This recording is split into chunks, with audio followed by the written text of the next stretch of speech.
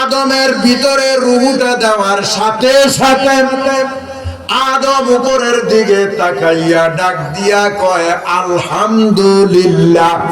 আলহামদুলিল্লাহ, সমস্ত প্রশংসা আল্লাহর।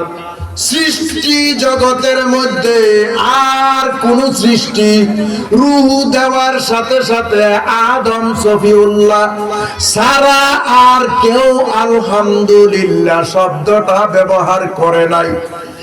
আদম কয় আলহামদু, সমস্ত প্রশংসা তুমি আল্লাহ।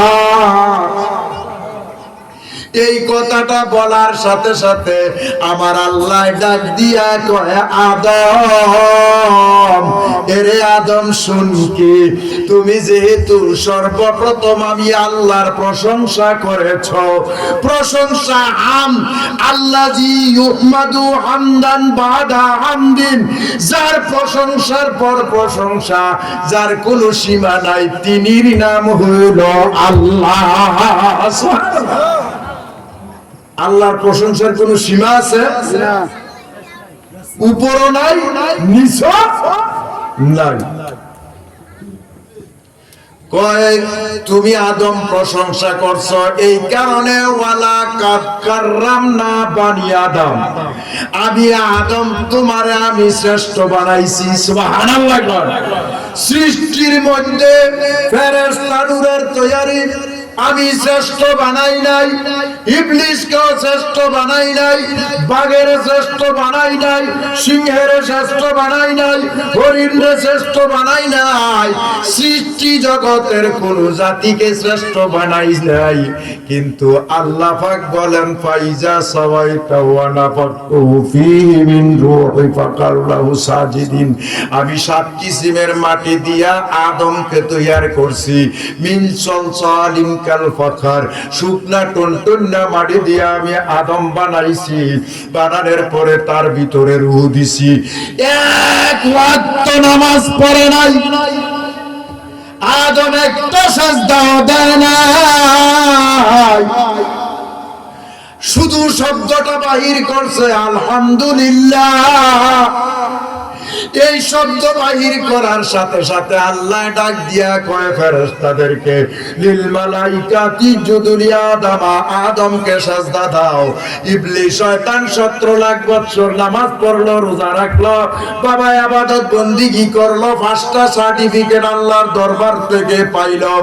আদম একটা সাজদা দিল না, 1 রাকাত নামাজ পড়লো না, শুধু শব্দটা বাহির হইছে আলহামদুলিল্লাহ, সমস্ত প্রশংসা তুমি আল্লাহর।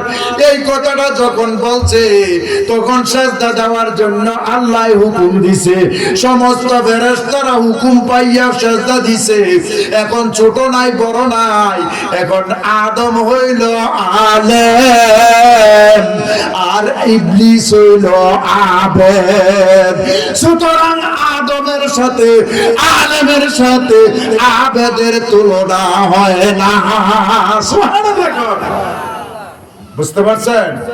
সাজদা দিল না, 1 রাকাত নামাজ পড়লো না, এখন এই আদম হইল আলেম, আদম হইল আলেম। এখন আলেম কেমনে হইল? এখন আইয়েন, আদম হইল আবুল বাশার, আদি পিতা, আদি পিতা, মানব জাতির প্রথম মানুষ, মানব জাতির প্রথম মানুষ। এখন আমার নবী কামলিওয়ালা বলেন কুনতু নাবিয়্যা ওয়া আদামু বাইনাল মায়ে ওয়াত তিন, আমি তখন নবী ছিলাম, আদম যখন মাটি পানির মধ্যে মিশ্রিত, এখনো বানায় নাই, তখনই আমি নবী। সুবহানাল্লাহ। এখন আসেন, শুধু নবী না, আল্লাহ হাদিসে কুদসিতে বলেন লাউলা কালামা আজহারতু রুবুবিয়াত, কয় আমি কোনো কিছু এমন কি আদমও বানাইতাম না যদি আমার দোস্ত নবীরে না বানাইতাম। কারে না বানাইতাম? নবীজিরে না বানাইতাম। এখন আসেন, আপনাদের কাছে আমি একটা প্রশ্ন করি, আদমকে সাজদা না দেওয়ার কারণে কানা মিনাল কাফিরিন, ইবলিস শয়তানের 17 লক্ষ বছরের ইবাদত বাতিল হইল আদমের অসম্মানী করার কারণে, আদমকে সম্মান করার না করার কারণে। এখন আসেন, আদমের মর্যাদা বেশি না আমার নবীর মর্যাদা বেশি? আমার নবীর। জোরে কোন, কার মর্যাদা? আমার নবীর। আমার নবীর মর্যাদা বেশি। এই কারণে আল্লাহ পাক বলেন, ইন্নাল্লাহা ওয়া মালাইকাতাহু ইউসাল্লুনা আলান নবী, সাল্লুনা আলান নবী। সাল্লু দুরুদ, দুরুদ মানে প্রশংসা, দুরুদ মানে প্রশংসা। প্রশংসা। আল্লাহ কয় আমি শুধু একা না, আমার ফেরেশতারা লইয়া আমার দোস্তের প্রশংসা করতেছি, করব, করিতে থাকিব কিয়ামত পর্যন্ত। সুবহানাল্লাহ। কি করব? আল্লাহ কয় প্রশংসা। তুমি মৌলবী সাজ্জা, ইমাম সাজ্জা কও দুরূদ শরীফ পাঠ করা, নবীর লেগে ক্ষমা চাওয়া, নাউজুবিল্লাহ মিন জালিক। নবীর লেগে ক্ষমা চায় কেডা? অপরাধী, ঠিক কিনা? অপরাধী ক্ষমা চায়। এখন নবীজি কি অপরাধী নেই? না। কেউ নবীজি অপরাধী না। দুরূদ শরীফ পড়া, নবীর প্রশংসা করা। এরপরে আল্লাহ কয় আমি একা পড়ি না, ফেরেশতাদেরকে নিয়ে পড়ি। এরপরে বলতেছেন ইয়া হে, ইয়া হে আইয়ুহাল্লাযীনা আমানু, হে ঈমানদার সকল।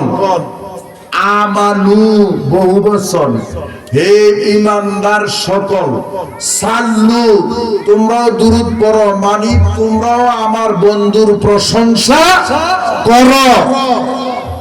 সাল্লু, আমার বন্ধুর দুরূদ পড়ো মানে প্রশংসা করো। সাল্লু আলাইহি ওয়া ওয়া এবং সাল্লিমু তাসলিমা, সম্মানের সহিত, আদবের সহিত। সাল্লিমু আগে কইছে সল্লু দুরুদ সোয়াদ দিয়া, এরপরে কইছে সাল্লিম সিন দিয়া। সিন দিয়া বলার পরে অর্থটা হইছে আদবের সহিত, মহব্বতের সহিত, প্রেমের সহিত আমার দোস্তের সালাম দাও। সুবহানাল্লাহ। কি দাও? সালাম। তাইলে সালাম কি বইয়া দেয় না দাঁড়াইয়া দেয়? দাঁড়াইয়া। হ্যাঁ, দাঁড়াইয়া দেয়। এখন বাবারা আমার